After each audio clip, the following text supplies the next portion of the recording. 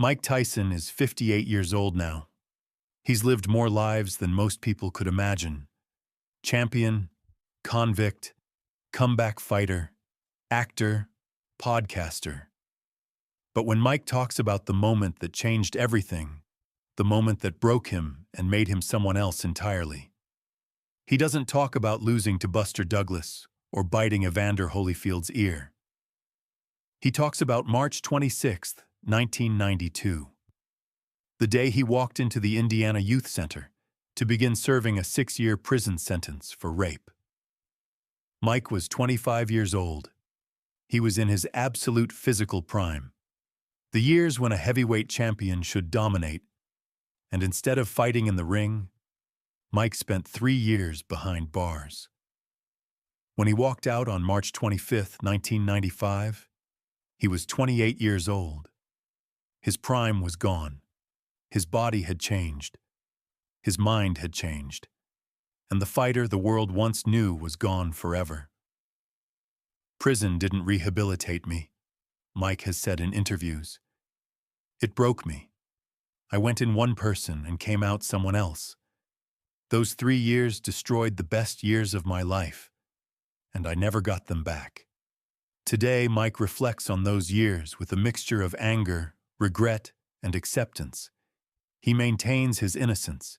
He talks about the injustice, but he also admits prison changed him in ways he can't undo. The conversion to Islam, the weight gain, the rage that burned inside him when he got out. Prison didn't make Mike better. It made him different. And boxing, the sport that saved him as a kid, could never save him again. What happens when you take a fighter in his prime and lock him away for 3 years? What happens when rage replaces discipline? The answer is written in everything Mike Tyson became after 1995. Before prison, before fame, before the world knew his name, Mike Tyson was a kid from Brownsville, Brooklyn, who wasn't supposed to survive. At 13, Mike was saved by trainer Cus D'Amato, who took him from juvenile detention and promised him something impossible. You'll be the youngest heavyweight champion in history. Cus trained Mike relentlessly in the peekaboo style and made him believe in greatness. In November 1986, at just 20 years old, Mike fulfilled that promise. Cus had died a year before and never saw it, but Mike had kept the promise.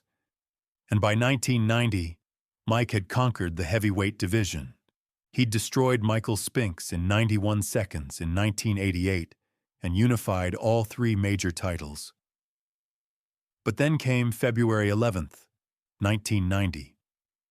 Buster Douglas knocked Mike out in Tokyo in the biggest upset in sports history. The aura of invincibility was gone. But Mike didn't lose his earning power. In 1991, he was still a massive draw. He beat Donovan Ruddock twice. The comeback was on. Mike was only 24 years old with years left in his prime. A rematch with Evander Holyfield was being discussed. The future still looked bright. But behind the scenes, Mike's life was chaos. His marriage to Robin Givens had ended in public humiliation in 1989. Don King controlled his career and his money. Kevin Rooney, the trainer who'd been with him since Cus D'Amato died, had been fired in 1988. Mike was surrounded by yes-men and people who didn't care about his well-being. And in July 1991, Mike's life took a turn that would change everything. He traveled to Indianapolis for the Miss Black America pageant. He was there as a celebrity guest. And on July 19, 1991, Mike met an 18-year-old contestant named Desiree Washington. What happened that night would send Mike to prison and cost him the best years of his career. Desiree Washington claimed that Mike raped her in his hotel room at the Canterbury Hotel in Indianapolis on July 19, 1991. Mike claimed the encounter was consensual. The case became a media firestorm. Mike was indicted in September 1991. The trial was set for January 1992. Mike hired Vincent Fuller, a high-profile lawyer. But Fuller's strategy was disastrous. He tried to paint Washington as a gold digger. The jury didn't buy it. The prosecution presented compelling evidence and testimony. And Mike, arrogant and dismissive on the stand, came across terribly. On February 10, 1992, after 9 hours of deliberation, the jury returned a verdict. Guilty on all 3 counts. Mike Tyson, 25 years old and one of the most famous athletes in the world, was convicted of rape. The courtroom erupted. Mike's face showed shock and disbelief. On March 26, 1992, Mike was sentenced to 6 years in prison, with 4 years suspended. He would serve at least 3 years in the Indiana Youth Center. Mike's lawyers immediately filed an appeal. But the conviction stood, and on March 26, 1992, Mike Tyson, the former undisputed heavyweight champion of the world, walked into prison.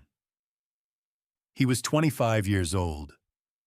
At an age when most heavyweight champions are entering their prime, Mike Tyson was inmate number 922335. The Indiana Youth Center wasn't a maximum security prison, but it was still prison. Mike was locked in a cell with no freedom, no privacy, no control. The early days were brutal. Mike was angry and defiant. He got into fights with other inmates. But slowly, something shifted. Mike started reading philosophy, history, religion. He read Voltaire, Machiavelli, and Hemingway. He studied the Quran. And in 1992, Mike converted to Islam. He took the name Malik Abdul Aziz, though he never legally changed it. For Mike, Islam provided structure and discipline that boxing once gave him. But prison also changed Mike physically.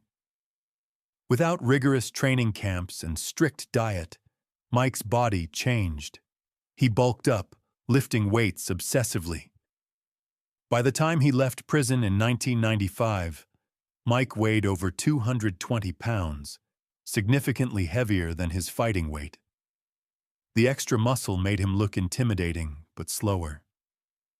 The quick, explosive Mike Tyson, who destroyed Trevor Berbick and Michael Spinks, was gone. In his place was a bigger, stronger, but less agile fighter. And mentally, prison hardened Mike in unhealthy ways. The rage that had always been inside him, the rage Cus D'Amato had taught him to channel into boxing, now burned without an outlet. Mike has talked about prison in interviews over the years with a mix of bitterness and reflection. "I lost the best years of my life in there," he said. "I was 25, 26, 27. Those are the years when a heavyweight champion dominates. And I was sitting in a cell reading books and lifting weights. I came out bigger and angrier, but I wasn't the same fighter. The speed was gone. The timing was gone. Prison took that from me." Mike also talks about the conversion to Islam as one of the few positive things from that time. "Islam gave me discipline when I had nothing else," he said. "It gave me something to believe in, but it didn't fix what prison broke." While Mike sat in prison from 1992 to 1995, the heavyweight division moved on without him. Evander Holyfield, Bowe, and Lennox Lewis became the new faces. Holyfield and Bowe fought brutal wars for the title. Lewis emerged as a dominant force, and Mike Tyson, once the most feared fighter in the world, was forgotten.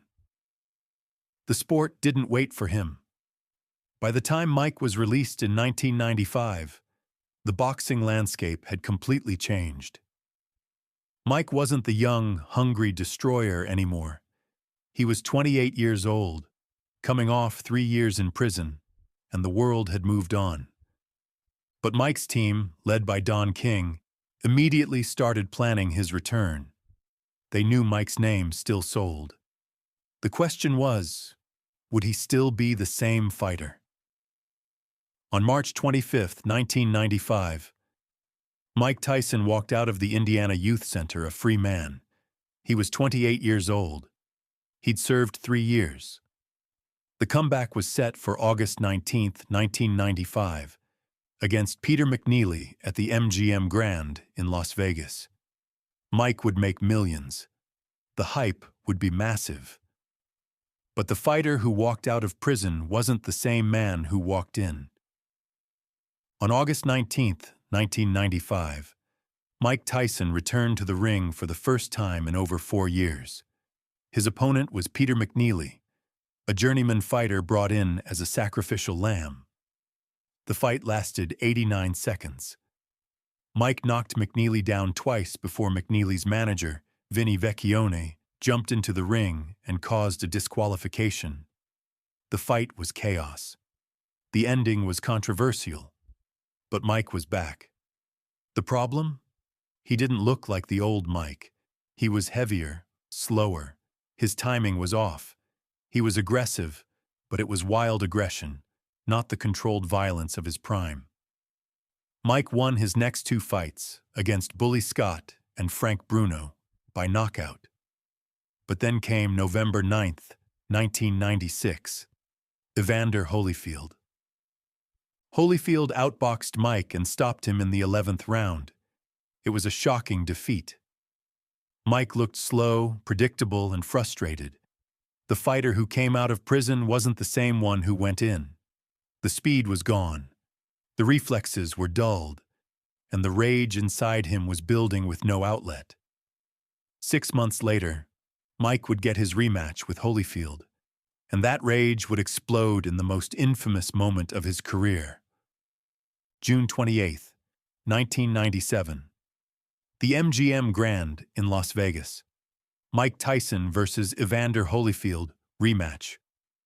The world wanted to see if Mike could reclaim his throne. Instead, they witnessed the moment prison rage consumed him completely. The fight started badly for Mike. Holyfield dominated the early rounds, landing clean shots and controlling the pace. Mike was frustrated, desperate, and losing.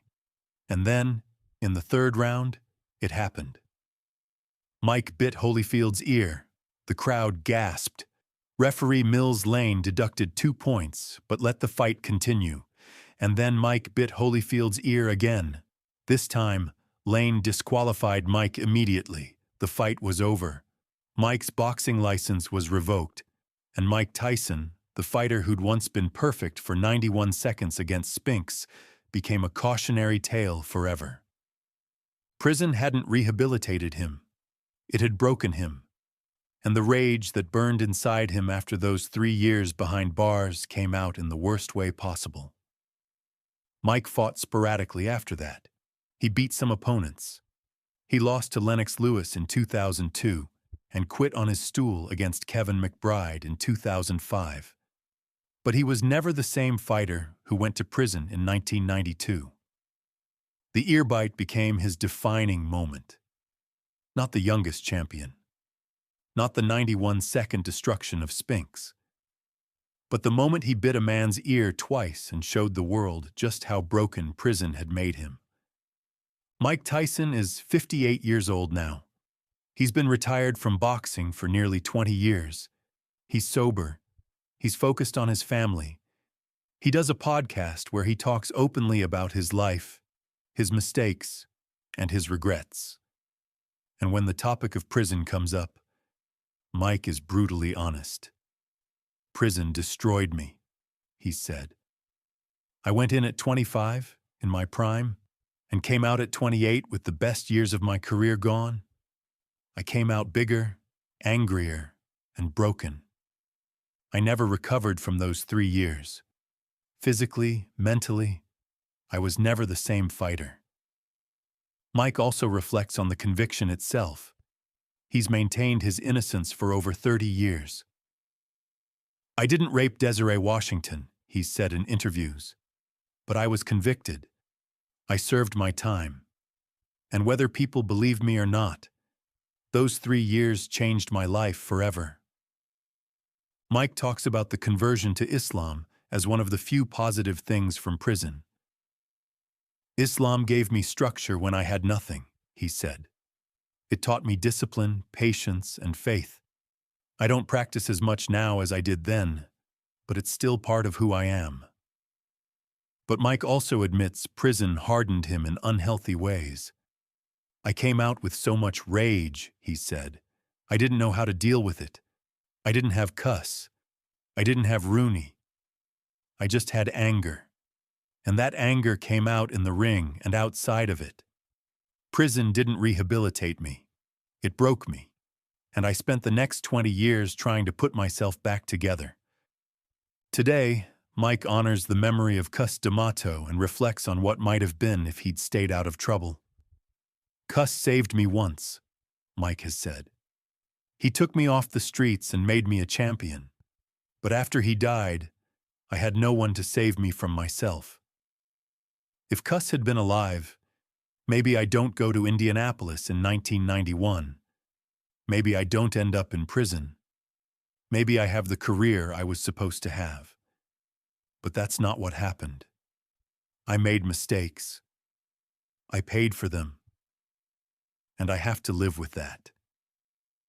March 26, 1992 to March 25, 1995. 3 years. 1,095 days. For most people, 3 years is a chapter in life. For Mike Tyson, it was the chapter that rewrote everything. Mike went into prison as a 25-year-old former champion with the potential to reclaim his throne.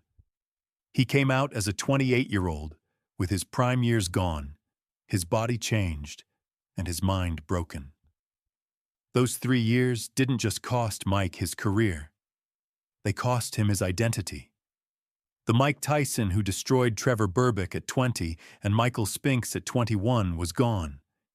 In his place was a bigger, slower, angrier version who could still win fights, but could never recapture the magic. The question that haunts Mike's legacy is simple. What would have happened if he'd never gone to prison? If the Desiree Washington case had never happened, Mike would have been 25, 26, and 27 years old from 1992 to 1995, his absolute prime. He likely would have fought Evander Holyfield, Riddick Bowe, and Lennox Lewis at his peak. Would he have beaten them? We'll never know. But we do know this. The Mike Tyson who fought Holyfield in 1996 at 30 after 3 years in prison wasn't the same fighter who would have fought him in 1992 at 26. Prison took Mike's prime, and it took the chance to see what he could have been. Mike has said that prison taught him lessons, but not the ones people think. Prison didn't make me a better person, he said. It made me angrier. It made me harder. It took away the best years of my life. And when I got out, I didn't know how to be a fighter anymore. I was just a guy with rage and a famous name. The legacy of those 3 years is written in every fight Mike had after 1995. The losses to Holyfield and Lewis, the ear bite, the quit against McBride.